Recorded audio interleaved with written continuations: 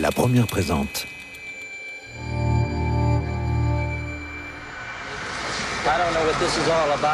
JFK, 60 ans de mystère. Absolute panic here in the basement of Dallas Police Headquarters.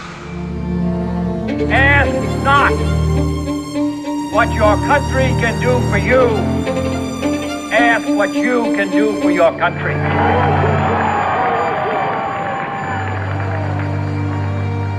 Épisode 4, balle unique.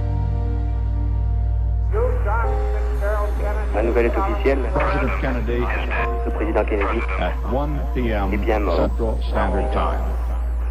Le 22 novembre 1963, John Fitzgerald Kennedy, le président des États-Unis, est abattu. 2 jours plus tard, son meurtrier présumé, Lee Harvey Oswald, est assassiné à son tour par un dénommé Jack Ruby. He's been shot.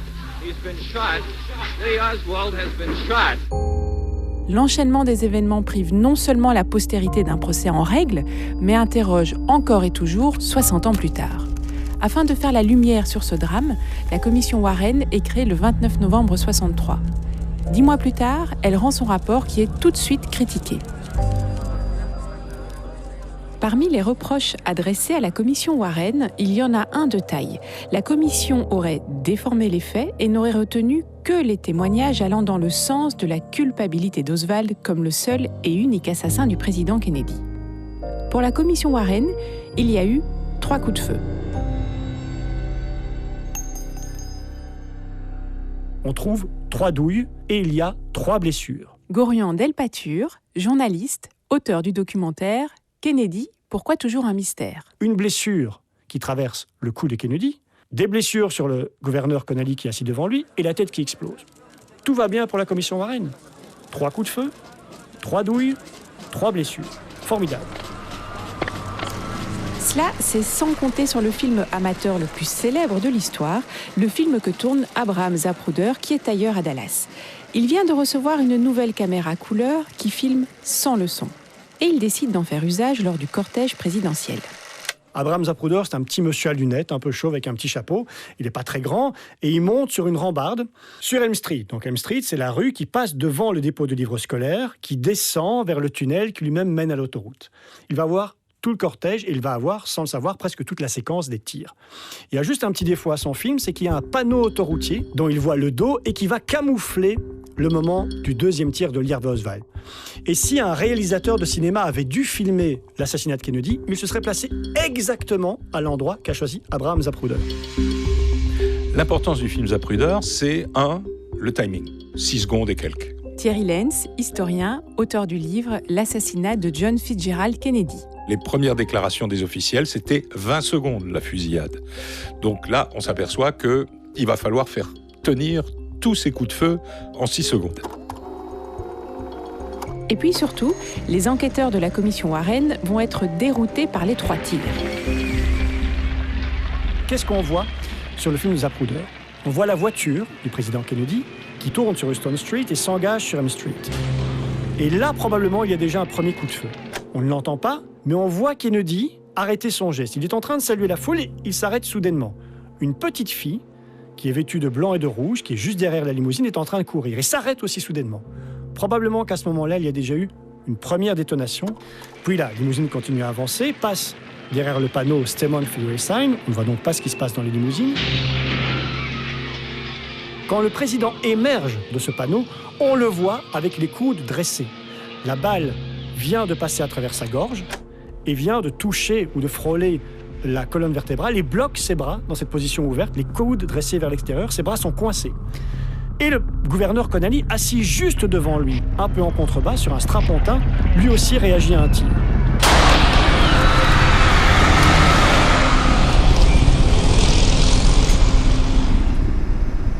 Cinq secondes après, la tête du président éclate. Zapruder filme ça parfaitement, on voit tout, l'image est graphique, l'image est affreuse, c'est la tête d'un homme qui explose devant vous, devant Zapruder, et puis la voiture accélère. Plus qu'un rebondissement, ce film est une bombe dans l'affaire Kennedy, car il ne correspond pas à ce qu'avait d'abord imaginé la commission Warren. Un premier tir qui traverse la gorge de Kennedy, un deuxième tir qui blesse Connally, et un troisième tir qui fait exploser la tête du président. Quand on voit le film, il n'y a pas le temps entre le moment où Kennedy est touché à la gorge et que ses bras se dressent et le moment où Connally, assis juste devant lui, réagit. Il y a une fraction de seconde. Donc il ne peut pas y avoir 2 tirs. Tirer au fusil, ça peut aller vite, mais il faut appuyer sur la gâchette, bam! Il faut changer la balle, et puis il faut encore tirer. Ça prend quand même au moins 2 ou 3 secondes. Et là, il n'y a pas de délai entre la blessure de Kennedy à sa gorge et la blessure de Connally devant lui. Comment est-ce possible? Est-ce qu'il y aurait un deuxième tireur? Sauf qu'il n'y a pas d'élément de deuxième tireur. On a 3 douilles, on a entendu 3 tirs. Il n'y a absolument aucun autre témoignage crédible de la présence d'un autre tireur. Mais le film de Zapruder montre une impossibilité. Ça n'est pas possible que Lee ait tiré une première fois dans la gorge et ensuite, juste après, sur Connally. Ça n'est pas possible. So help you God. So help me God. Le dernier tir fait exploser la tête de Kennedy. Et là, le film de Zapruder confirme l'hypothèse de la commission Warren. Par contre, le premier tir semble n'avoir blessé ni Kennedy ni Connally, comme le pensaient les enquêteurs de la commission avant de visionner le film. Cela voudrait dire que le deuxième tir blesse à la fois le président et le gouverneur Connally. Il y aurait donc une seule balle responsable, à elle seule, de cette blessure sur 2 corps. C'est la théorie de la balle unique que propose Arlen Specter. Cette balle unique est l'une des pièces maîtresses dans l'assassinat de Kennedy. Un jeune juriste de la commission Warren, Arlen Specter, va inventer le concept de la balle unique. Gorian Delpature est journaliste et partisan de la version officielle. Est-ce que ce ne serait pas ça qu'on voit dans le film de Zapruder? Une seule balle, une balle en full metal jacket. Cette balle-là, traversant un corps mou comme le cou de Kennedy, ça ne touche pas les os, ça ne touche pas les organes. Une fois qu'elle sort, elle doit bien aller quelque part. Et qu'est-ce qu'il y a devant Kennedy dans la voiture? Il y a Connally, qui est assis juste en contrebas sur son strapontin un peu décalé. Et Connally, il est blessé dans le dos. Son dos est aligné parfaitement avec le cou de Kennedy si on imagine que la balle vient du dos, en haut, derrière, à droite de Kennedy. Qu'est-ce qu'il y a en haut, derrière, à droite de Kennedy? La fenêtre du sud-est du 5e étage du dépôt de dévot scolaire. Tiens, là on a trouvé les balles, et là où des témoins ont vu Lee Harvey Oswald.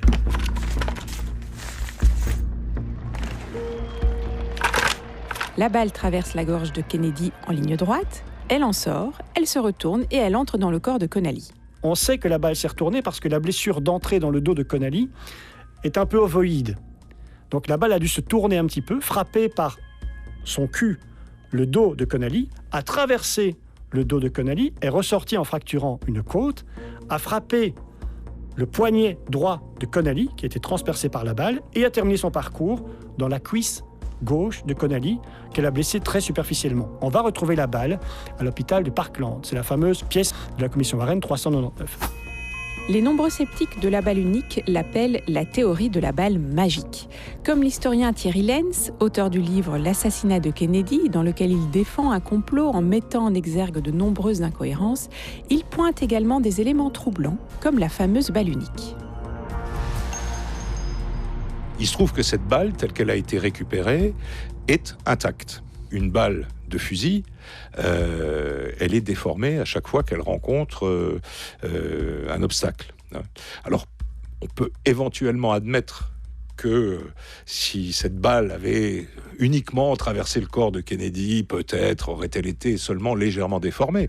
Or là, il se trouve qu'elle a 7 ou 8 impacts différents, dont les os du poignet de John Connally. Et disons-le tout de suite, dans les radios qu'a fait John Connally à la fin de sa vie, il y a des morceaux de balles qui sont restés dans sa poitrine et dans son bras. Donc ça veut dire que cette balle, celle qui a touché Connally et qui est donc réputée avoir touché Kennedy avant, aurait dû être altérée en sortant. Or, la balle qui est présentée par la commission Warren, cette balle est intacte. Alors, elle a fait l'objet, évidemment, de débats infinis. Les officiels américains disant « mais si, c'est tout à fait possible », mais ne réussissant jamais à le reproduire en laboratoire. Et puis les autres disant, et notamment la grande fédération des armes américaines, disant « mais non, c'est impossible. On a fait 150 essais, la balle est toujours écrasée au moment où elle sort. » Et au fond, c'est la solution assez logique. Alors ça, c'est un des éléments qui perturbent les conclusions de la commission Warren. C'est une balle que les théoriciens du complot appellent une pristine bullet, donc une balle parfaite. Gorion Delpature. Ils disent que cette balle est tout à fait intacte et que cette balle n'aurait pas pu provoquer 7 blessures. Les 2 blessures du cou de Kennedy et les 5 blessures du corps de Connally. Or, cette balle n'est absolument pas intacte. Elle a perdu sa carapace métallique et son bas est légèrement déformé. Et de fait, ça correspond tout à fait à une trajectoire en ligne droite, traversant un corps mou, le cou de Kennedy, et traversant le corps de Connally pour finir superficiellement sur sa cuisse. Et cette balle, on va effectivement la retrouver sur la civière du gouverneur Connally. La théorie de la balle unique est une controverse majeure et un élément central dans l'enquête sur l'assassinat de JFK. Certains avancent qu'une seule et unique balle ne peut pas causer 7 blessures dans 2 corps. Effectivement, si les sièges dans la limousine présidentielle étaient parfaitement alignés, ce serait parfaitement impossible. Mais les sièges ne sont pas alignés, ils sont en strapontin et ils sont légèrement décalés. La trajectoire de la balle unique telle que décrite par Arlen Specter devient alors plausible, et même tout à fait possible. Des experts scientifiques ont pu reproduire ce tir à l'identique.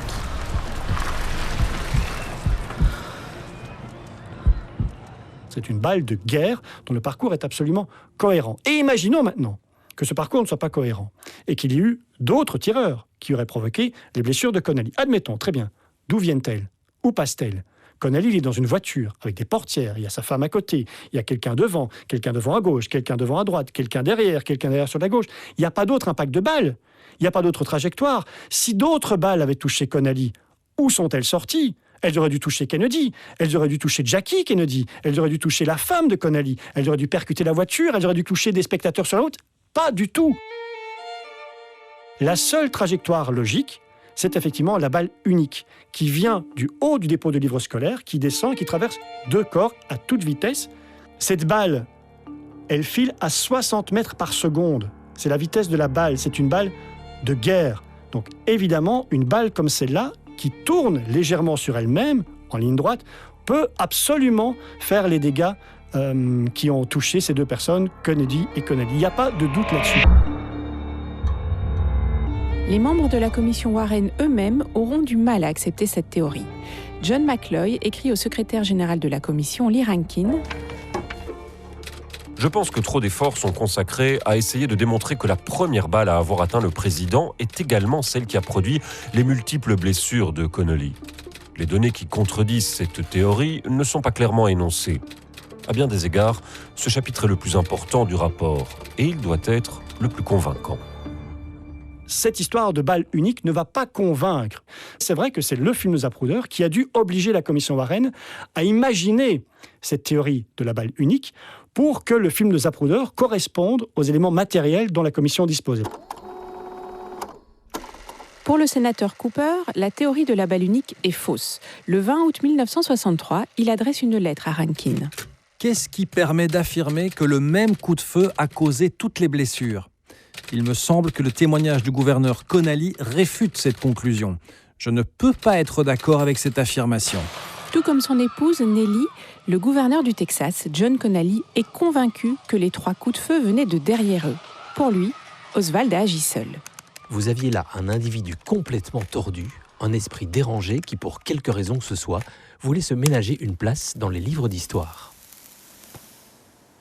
Par contre, à la question « Avez-vous été touché par la même balle que le président ?», Connally est catégorique. Non, c'est une autre balle qui a causé ces blessures. Connally a toujours prétendu que, effectivement, c'est un autre tir qui l'a touché. Connally, c'était un ancien combattant, etc. Il a identifié, d'après ce qu'il a raconté, il a identifié immédiatement des bruits de coups de feu, il s'est retourné. Et c'est à ce moment-là qu'il est touché. On le voit d'ailleurs très très bien sur le film. Pour Earl Warren, le président de la commission, Connally, à cause de la douleur, se trompe. Connally croit à tort avoir été frappé par une balle distincte. Et c'est compréhensible si l'on songe au choc causé par ces blessures. Les soldats peuvent être désorientés après avoir été touchés par des balles ou des éclats d'obus et mettent parfois plusieurs minutes à comprendre qu'ils sont gravement blessés. Vous avez mal, vous ne savez pas ce qui se passe, vous entendez que ça hurle derrière, il y a du sang partout.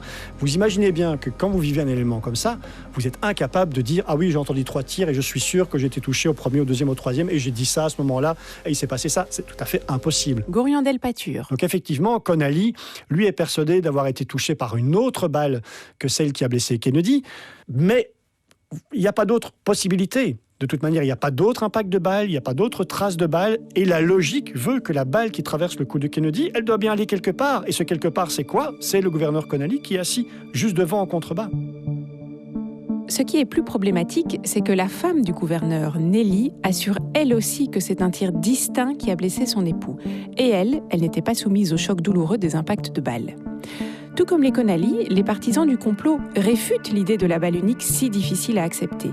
Ils évoquent alors l'hypothèse d'autres tireurs et notamment d'un tir croisé. Thierry Lenz est historien, il se questionne par rapport à la thèse officielle. Est-ce que ce fusil a pu avoir 3 impacts avec un viseur déréglé et surtout que c'est un fusil qu'on réengage les cartouches avec la culasse? Donc ça prend un tout petit peu de temps et ça veut dire qu'il faut reviser, même si les tireurs un peu habiles réussissent à le faire. Avec ce mauvais fusil, on fait mouche 1 fois, 2 fois, et puis un autre tireur se charge. Au fond, un tir croisé, c'est la moindre des choses. Quand on faisait son service militaire, on nous apprenait que c'était quand même le meilleur moyen de réussir une embuscade. Donc, d'autant plus que la position d'Oswald par rapport à la voiture, on se demande pourquoi Oswald attend que la voiture lui tourne le dos, qu'il soit gêné par les feuillages d'un arbre pour tirer. Kennedy passe 20 secondes à venir vers lui, à une distance moindre. Il choisit un champ de tir où il est obligé de se pencher, où il voit pratiquement rien. Enfin, c'est tout à fait contradictoire avec l'efficacité. Un autre élément, et non des moindres, incite à penser à des complices et notamment la présence de tireurs à l'avant de la limousine. Le dernier tir, celui qui fait exploser la tête de Kennedy, a également brouillé les pistes.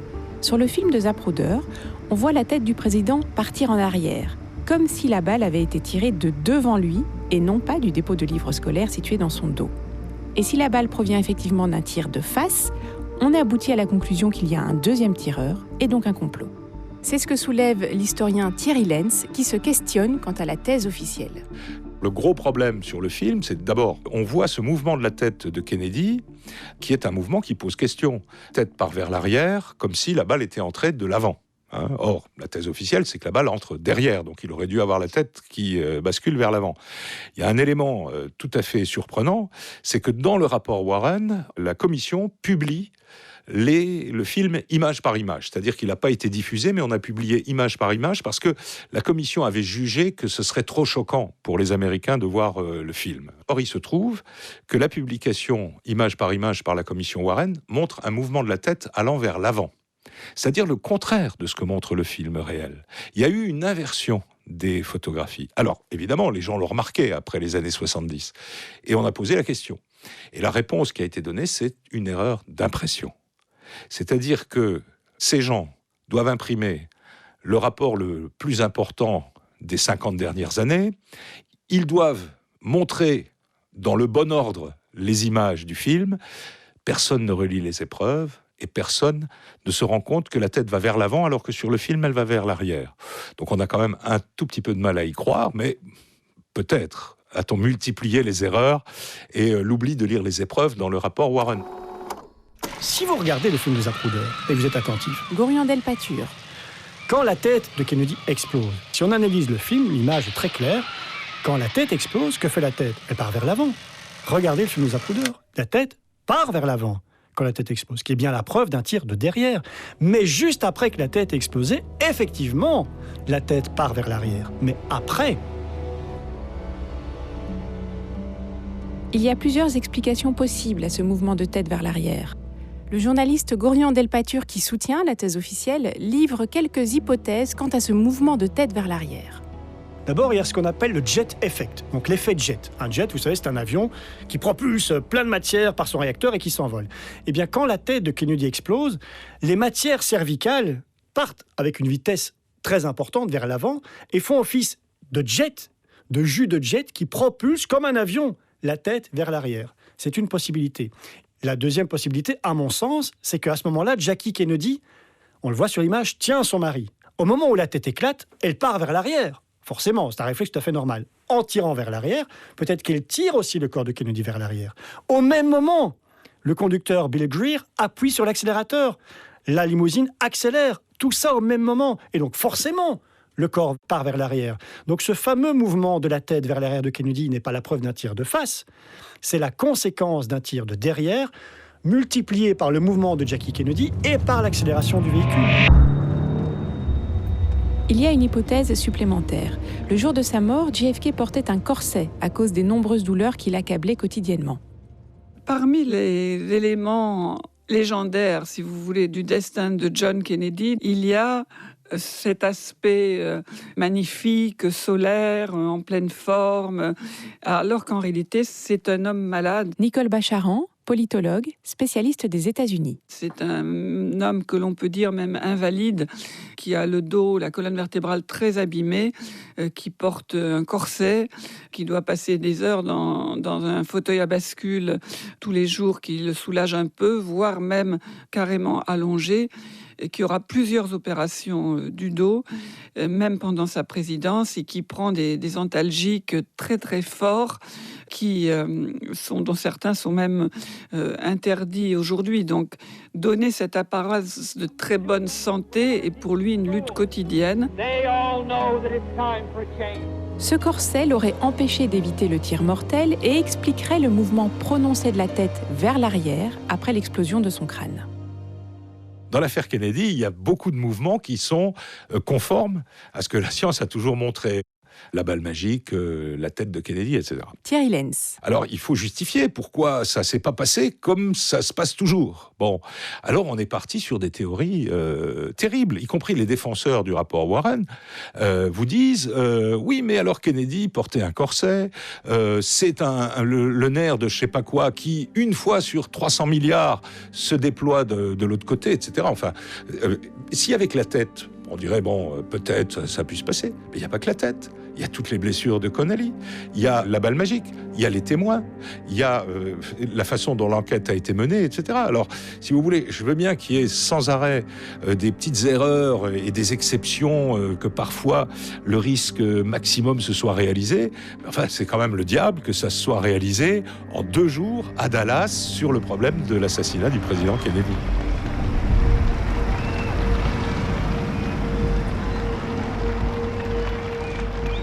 Des médecins légistes et des experts ont également réussi à reproduire la blessure infligée à Kennedy en exécutant le même coup de feu de derrière le mannequin. Ils ont observé le même mouvement de tête.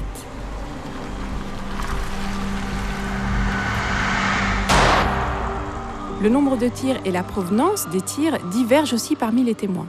Au moment de la fusillade, plusieurs personnes se dirigent vers la butte gazonnée, à l'opposé donc du dépôt de livres scolaires. Pour eux, les tirs proviennent de cet endroit. Aucune preuve de cela n'a été confirmée à ce jour. De plus, il y a un immense écho sur Dealey Plaza, ce qui peut porter à confusion sur la provenance exacte des tirs. Et d'ailleurs, y en avait-il 3, plus, moins, comme l'ont rapporté certains témoins ? En 1978, une deuxième commission d'enquête, la House Select Committee on Assassination, est chargée de faire la lumière sur l'assassinat du 35e président des États-Unis, sur l'assassinat de Martin Luther King et sur la CIA. Conclusion pour JFK, c'est un complot. La CIA, la mafia et le KGB, en tant que groupe, n'ont pas participé à l'assassinat de Kennedy. Mais il n'exclut pas la possibilité que des membres de ces agences soient impliqués dans le meurtre. Oui, Oswald est bien l'auteur des tirs. Oui, la balle unique est validée. Et oui, c'est bien Oswald qui tue JFK. Mais il avait un complice, car il y a un 4e tir. Un 4e tir ? Vraiment ? Tout à la fin de ses travaux, cette commission obtient un enregistrement de Dictabelt. Dictabelt, c'est l'enregistreur des radios de moto. Gorion Delpature. Et on découvre, à ce moment-là, un enregistrement d'une des motos du cortège, sur lequel on entend 4 événements sonores qui pourraient ressembler à des tirs. Et il semble que cette moto se soit trouvée pas très loin de Dealey Plaza au moment des tirs. 4 bruits, 4 tirs. Les 3 tirs d'Oswald et un 4e. S'il y a un 4e tir, ça n'est pas Oswald, parce qu'il y aurait eu une 4e nouille, c'est qu'il y a donc un autre tireur. Et tiens, ça correspondrait à certains témoignages qui indiquent qu'il y aurait un 2e tireur caché derrière la palissade du monticule herbeux face à Oswald. Formidable. On essaye de mettre ce son sur le film de Zapruder. Oui, ça correspond plus ou moins. Sauf que depuis, on sait que cet enregistrement est bien tiré de l'enregistrement du Dictabelt d'une moto, mais qui ne correspond pas du tout au timing de l'assassinat. Ces enregistrements ont lieu plus tard et ne sont pas du tout enregistrés par une moto qui se trouvait le long du cortège, mais une moto qui se trouvait ailleurs. Donc ces 4 occurrences sonores n'ont aucun rapport.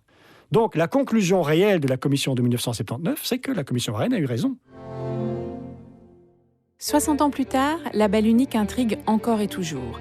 Il y a un autre aspect essentiel dans l'affaire Kennedy et qui interroge aussi encore 60 ans après les faits, c'est l'autopsie.